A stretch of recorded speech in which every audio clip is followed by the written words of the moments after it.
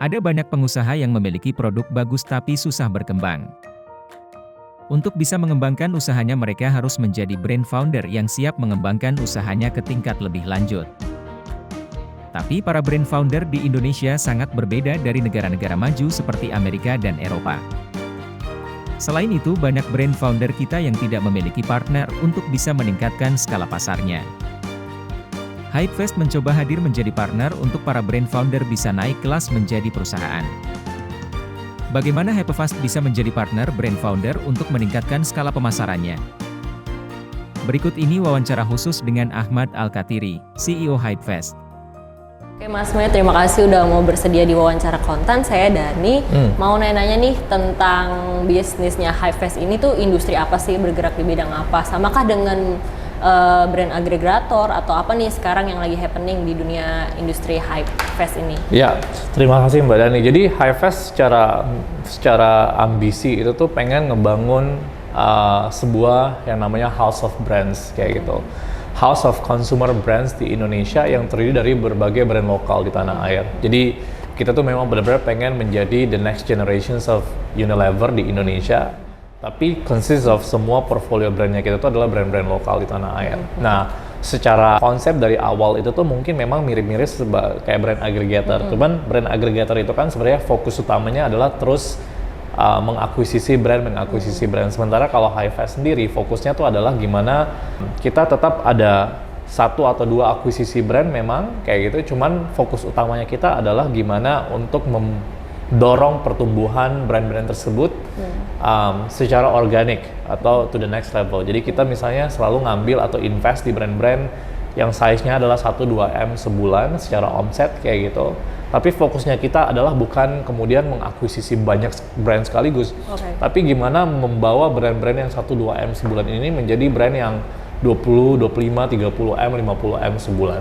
Dengan semua tim yang kita punya Hypefest, sekarang punya 200 team members kayak gitu yang memang benar-benar end-to-end expertise banget. Tugasnya mereka adalah memang benar-benar untuk semua brand yang udah kita invest atau kita akuisisi untuk mendorong pertumbuhannya mereka. Dan nggak cuma mengenai tim, tapi adalah ekosistemnya yang kita punya juga ya, dan of course capital juga yang kita punya. Tadi kan yang ditawarkan juga tentang partner ya, menjadi partner dari sebuah brand lokal. Betul. Nah itu selain SDM yang dipunya, ada inovasi teknologi juga nggak sih yang juga bisa di brand? Ya, jadi memang benar-benar setiap brand yang kita invest, kita ngebawa 360 benefits. Jadi biasanya itu tuh kan masalah paling besar atau tantangan paling besar dari teman-teman brand lokal itu tuh ada beberapa kan. Salah satunya adalah SDM, capital, teknologi, tata kelola, governance, dan segala macam. Nah, tugasnya Hypefest ketika masuk nggak cuman fokus ke mendorong pertumbuhan atau growth, walaupun itu memang prioritas utama, tapi make sure atau memastikan bahwa brand ini jalan secara efisien dan memegang tata kelola yang tinggi juga kayak gitu. Nah di sini di mana teknologi juga play significant impact. Kita punya tech team yang very capable, ada di Indo dan ada di Malaysia. Dan tugasnya mereka adalah ngebawa teknologi untuk nggak cuma memastikan bahwa brand-brand ini nih run in more efficient way. Jadi misalnya nih secara dashboard kayak gitu, apakah inventory levelnya kayak gimana, kapan kita harus nge-purchase inventory levelnya kayak gimana. Dalam hal business intelligence kayak gitu, gimana sih kondisi kompetitif in the market, itu tuh masuk dari data competitive machine yang kita punya dari berbagai, mengumpulkan atau scraping semua data yang ada. Nah, hal-hal kayak gini, berbagai teknologi ini yang kayak kemudian ngebantu gimana tim Hypefest bersama tim brand nge-operate the brand, nggak cuman nge-push for pertumbuhan yang enak, tapi juga menjalankan dengan secara efisien, karena itu yang paling penting juga. Jadi teknologinya itu tadi ya, Mas? Banyak. Ada untuk AI-nya juga mungkin? AI sekarang kita baru mau mulai implement, kayak gitu kita nge-building sebuah AI di dalam dashboardnya kita, di dalam ini yang untuk diimplement ke dalam ke dalam brand kayak gitu, sehingga nanti ini nih ngebantu upsell dan mengidentify customer itu tuh apa sih yang mereka butuhin dan nge-suggest produknya yang apa kira-kira relevan buat mereka. Itu mudah-mudahan coming soon, tapi secara overall teknologi tuh play cukup banyak sih kayak gitu dalam hal biasanya overall operational management, end-to-end supply warehouses system, kemudian sistem POS untuk toko-toko offline dan segala macam, dan business intelligence system juga kayak gitu. Karena yang kita percaya adalah kita harus menjalankan sebuah data-driven consumer company. Data-driven ini penting banget karena apa? Karena kalau nggak berdasarkan data, kita kayak flying blind kayak gitu. Nah, flying blind ini nih susah. Karena apa? Karena kita nggak akan bisa nge-adapt strategi berdasarkan yang the real insight dari market atau consumer. Kalau respon dari brand yang udah join sendiri mengenai tentang fasilitas teknologi yang ada di Hivest, mereka kebantu banget atau gimana sih? Atau selama ini juga susah untuk mengakses teknologi itu kalau nggak bareng Hivest? Betul, jadi I think karena memang kebanyakan dari teman-teman brand lokal ini memiliki challenge yang luar biasa, tantangan yang luar biasa dalam hal SDM ya. Bahkan jangan teknologi SDM deh, SDM yang lain pun lebih, maksudnya udah susah, apalagi yang teknologi. Jadi ketika ini masuk, ketika kita nge-implement semua sistem, itu jadi terbantu banget. Tapi sebenarnya tuh sentimen dari teman-teman brand lokal, brand founder yang udah kita invest adalah sangat terbantu dalam satu hal sih, dalam hal akhirnya tuh ada partner yang memang benar-benar punya motivasi tinggi untuk membawa brand ini nih naik kayak gitu, karena kita kan menjadi owner sebuah brand juga, that brand juga ya, dan kita nge-invest duit juga ke situ, jadi ada resiko yang memang membuat kita termotivasi untuk membangun brand tersebut. Dan kita punya benar-benar 360 tim dan ekosistem, meaning bahwa ada brand nih yang kita baru invest, dia 90% revenue-nya dari online, tapi produknya itu sangat relevan buat offline juga kayak gitu. Kita punya ekosistem offline, distribution partner dan segala macam. Ya akhirnya kita nge-push juga. Oh mungkin dia selama ini manufacture-nya tuh masih di home industry manufacture, which is agak susah kalau scale-nya udah tinggi kayak gitu. Nah kita punya manufacture partner yang memang sangat capable, yang akhirnya bisa ngebantu juga untuk brandnya lebih efisien lagi kayak gitu. Bagi pengusaha baru nih, dan juga dia sudah mendengar bahwa ada industri yang membantu brand lokal untuk berkembang, kira-kira sebelum join mereka tuh harus menyiapkan apa sih?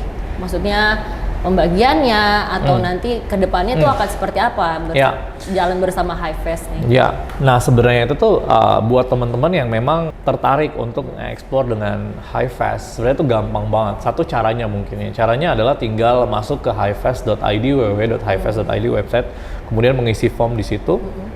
Nanti tim investment akan reach out.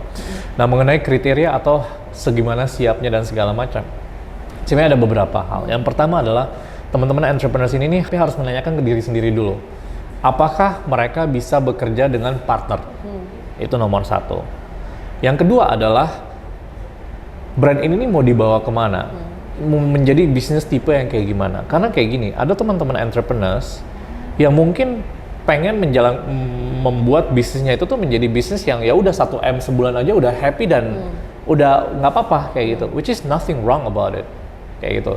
Tapi ada juga yang memiliki ambisi untuk membangun sebuah brand yang 50-60M sebulan kayak gitu. Kalau memang mereka pengen ke arah sana, then let's discuss kayak gitu. Dan mereka ngerasa bahwa mereka bisa bekerja dengan partner, mereka nge-realize bahwa oh mungkin saya nggak akan bisa nge-hire semua orang yang capable, yang quality. Mereka mungkin memiliki skill set yang terbatas kayak gitu, dan mereka nyadar bahwa mereka akan memang butuh partner. Nah itu tuh yang harus di-assess, karena kayak gini, segimanapun bagus brandnya atau segala macam, kalau misalnya brand foundernya merasa bahwa dia nggak butuh partner kayak gitu, nah itu akan menjadi mindset yang sangat susah untuk berkolaborasi kayak gitu sih. Jadi itu sih, dan of course secara kriteria yang lain kita akan assess selayaknya gimana investor nge-assess. Jadi kita akan ngelihat unit of economics-nya, kita akan ngelihat dia punya scale, dia punya profitability, dia punya net margin, dia punya efisiensi dalam operation, sama potensial dari brand-brand tersebut untuk bisa grow sampai seberapa gede nih kayak gitu. Kalau perusahaan seperti Hivest ini untuk monetisasi bisnisnya gimana sih? Untuk apa sih? Monetize? Iya. Nah sebenarnya kalau Hivest itu tuh is a principal business ya Mbak. Jadi setiap brand yang kita ajak kerjasama atau kita partner, kita memiliki ownership di situ. Jadi sama aja kayak Unilever atau L'Oreal dan segala macam, ketika mereka melakukan penjualan produk ada profits. Nah profit itu tuh adalah profit Hivest kayak gitu. Jadi semakin kita ngegedein secara size kayak gitu, secara revenue, secara profit, secara net margin kita juga terus naik kayak gitu ya. Jadi Highfest di 2022 kemarin udah ngebook profitability, jadi meaning bahwa di group level kita udah profit, udah untung kayak gitu. Total tadi boleh jelasin lagi brand yang udah ikut dan target ke depan nih Mas kayak gimana? Oke. Sekarang brand prioritas di Highfest ada sekitar 8 di kategori utama segmen women sama mom and kids. Jadi itu adalah dua kategori utamanya kita secara segmen audience. Secara produk itu tuh sebenarnya di lifestyle products. Jadi lifestyle products meaning ada dua kategori utama yaitu fashion sama health and beauty. Kayak gitu ya. Tapi sekarang ini nih kita lagi lumayan gencar banget untuk masuk ke health and beauty kayak gitu, karena buat kita ini adalah area yang memang benar-benar menjadi area yang begitu potensial untuk 5 tahun ke depan kayak gitu. Nah itu jadi makanya kenapa kalau misalnya teman-teman mungkin ada health and beauty brand dan ngerasa bahwa butuh partner dan memang pengen berambisi untuk menumbuhkan brandnya itu tuh ke next level kayak gitu 50-60 M sebulan, kita bisa ngobrol. Mau tahu juga nih pandangan dari Highfest kan ini sebagai investor juga ya dari brand. Ada nggak sih tren-tren ke depan nih kira-kira bisnis apa sih atau startup apa sih yang lagi happening gitu Mas? Dan prospeknya juga. Nah saya mungkin bisa komen dari retail sektornya ya, karena itu adalah areanya Highfest. Kita tuh ngelihat bahwa setiap 5 tahun itu tuh ada shifting kategori kayak gitu. Jadi kalau mungkin 5, 6, 7 tahun yang lalu kategori yang lagi in banget adalah kategori fashion. Jadi semua orang bikin fashion brand kayak gitu kan.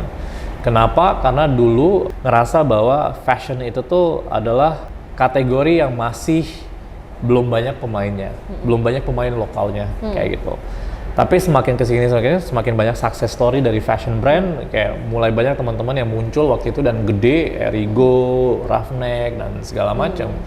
Akhirnya mulai ngedrawing atau menarik lebih banyak orang untuk main di sektor itu, di kategori itu. Akhirnya apa? Akhirnya menjadi barrier to entry-nya menjadi lebih sedikit. Jadi untuk membuat sebuah fashion brand gampang banget, cuman butuh 5-6 juta udah bisa bikin fashion brand. Akhirnya apa yang terjadi adalah kompetisi kencang di sini, gitu.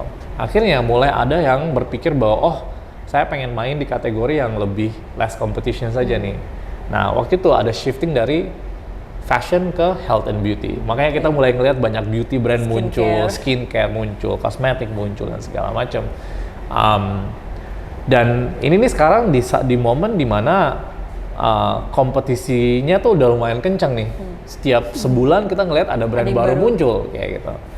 Nah kita sekarang udah mulai mulai nge-notice bahwa ada shifting juga yang terjadi. Jadi udah mulai masuk ke satu kategori baru nih, which is kategori mom and kids.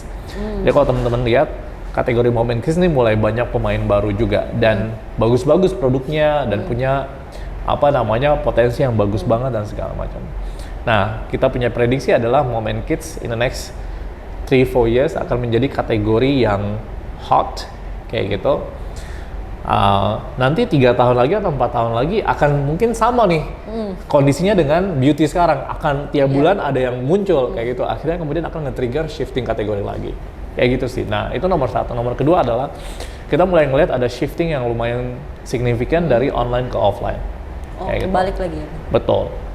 Ini dipengaruhi oleh berbagai hal.